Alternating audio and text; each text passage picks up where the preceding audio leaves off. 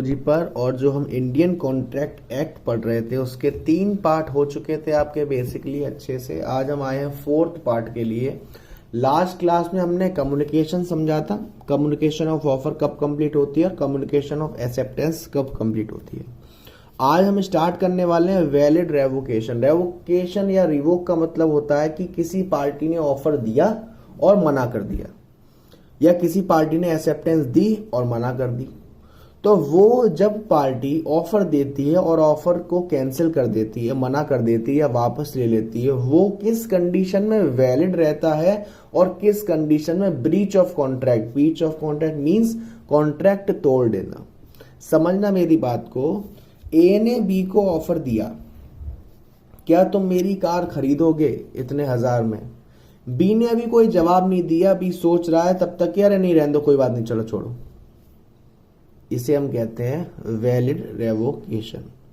इससे भी अगर क्लियर नहीं हो तो आपको याद हो जो लास्ट क्लास में मैंने आपको एग्जांपल दिया था कि ए ने कोई ऑफर दिया बी को, और बी के जवाब देने से पहले ही, यानी कि बी जो जवाब दे रहा था, लेटर लिख के भेजने वाला था, उसके लेटर लिखने से पहले ही, यानी कि before acceptance is put into course of transaction, यानी कि अपनी एक्सेप्टेंस देने से पहले ही उसने रिवोक कर दिया, यानी कि मना कर दिया, तो ये हमारी क्या होती है, वैलिड रेवोकेशन।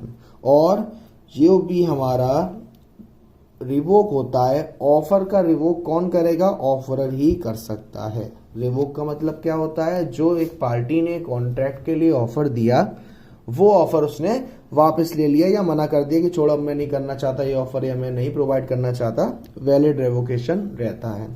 ऐसा ही हाँ, लेकिन अगर एक पार्टी ने अपनी एक्सेप्टेंस दे दी या उसने लेटर लिख के सेंड कर दिया, उस कंडीशन में अगर आप कॉन्ट्रैक्ट तोड़ते हो या मना करते हो क्योंकि आप बाउंड हो गए, उस कंडीशन में उस कॉन्ट्रैक्ट को ब्रीच ऑफ कॉन्ट्रैक्ट कहते हैं, यानी कि आपने कॉन्ट्रैक्ट तोड़ दिया।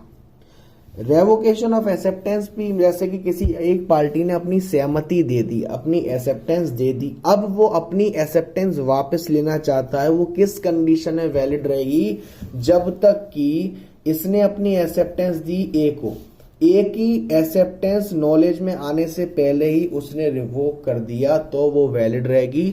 अगर वो चीज उसके नॉलेज में आ चुकी है, उस कंडीशन पे वो क्या बन जाएगी, ब्रीच ऑफ कॉन्ट्रैक्ट। यहां क्या लिखा है, before acceptance comes to the knowledge of the offerer, यानी कि जिसने ऑफर दिया है उसकी नॉलेज में एक्सेप्टेंस आने से पहले ही वो क्या हो जाए, खत्म हो जाए, या वो अपने कैंसिल कर दे। उसके बाद आगे हमने बेटा, मैंने आपको ऑफर बता दिया, एक्सेप्टेंस बता दिया, कम्युनिकेशन वगैरह बता दिया। अब वापस से कॉन्ट्रैक्ट, तो आपको मालूम है कॉन्ट्रैक्ट क्या होता है, an agreement enforceable by law is known as contract. लेकिन सेक्शन 10 क्या होते हैं, पैराग्राफ होते हैं हमारे लॉ के।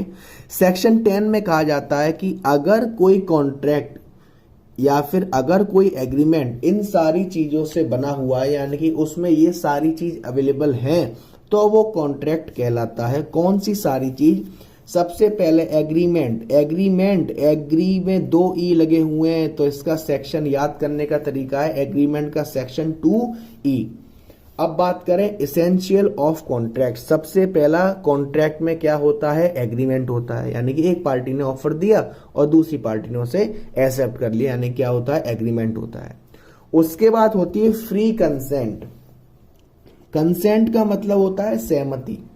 जिस चीज को जिस तरीके से तुम देख रहे हो उसी तरीके से मैंने देखा, यानी कि वो कंसेंट है, सहमति है। लेकिन फ्री कंसेंट यानी कि जो भी आपकी सहमति है वो किसी दबाव में आके नहीं होना चाहिए, किसी प्रेशर में आके नहीं होना चाहिए, गलत तरीके से नहीं होना चाहिए। जैसे कि यहाँ कुछ नाम लिखे हैं मैंने, coercion, undue influence, fraud, misrepresentation, mistake, ये सब हम आगे वाले पार्ट में डिटेल में पढ़ेंगे।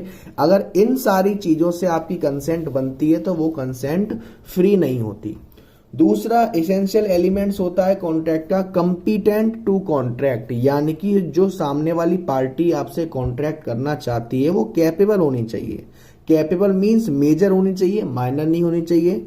साउंड माइंड होनी चाहिए। साउंड माइंड मीन्स आप जो बोल रहे हो उसे सोचने समझने की शक्ति हो और डिसीजन लेने की शक्ति हो उसके पास। तीसरा, डिस्क्वालिफाइड बाय लॉ। कभी कभी हमें कानून ही मना कर देता है कि आप इस पार्टी के साथ कॉन्ट्रैक्ट नहीं कर सकते, भले ही ये पार्टी मेजर है, भले ही ये पार्टी साउंड माइंड है, सारी चीज वैलिड है। तो ये कुछ एसेंशियल पॉइंट्स होते हैं। आगे भी कुछ पॉइंट हैं जो कि एसेंशियल हैं, लेकिन आज की वीडियो में मैं आपको इतने ही पॉइंट बताऊंगा ताकि कोई भी चीज आपके माइंड से बाउंस नहीं करे। धीरे धीरे वीडियो की हम स्ट्रेंथ बढ़ाएंगे, जैसे जैसे आप बच्चे और जुड़ते जाएंगे, उन्हें पढ़ने में इंटरेस्ट आएगा, तो हम वीडियो की जो लेंथ है उसे भी बढ़ाएंगे, है ना। वीडियो पसंद आई हो तो गुरुजी को लाइक करना ना भूलना, शेयर करना ना भूलना। अब तक चैनल को सब्सक्राइब नहीं किया है आप लोगों ने तो सब्सक्राइब कर देना। Thank you.